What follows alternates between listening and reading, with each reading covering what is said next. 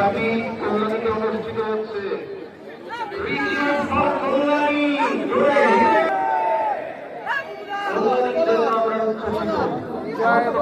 মানুষদের এবং কল্যাণীর প্রতি আমরা কৃতজ্ঞতা জ্ঞাপন করি। আজকের এই অভূতপূর্ব সুন্দর দিকে আমরা বাংলার মাঝে এই মুহূর্তে আমরা আবার দলের থেকে সঙ্গে চলে যাব।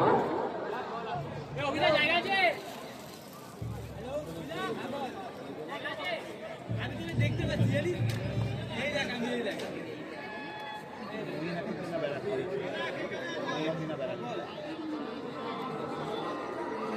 আরো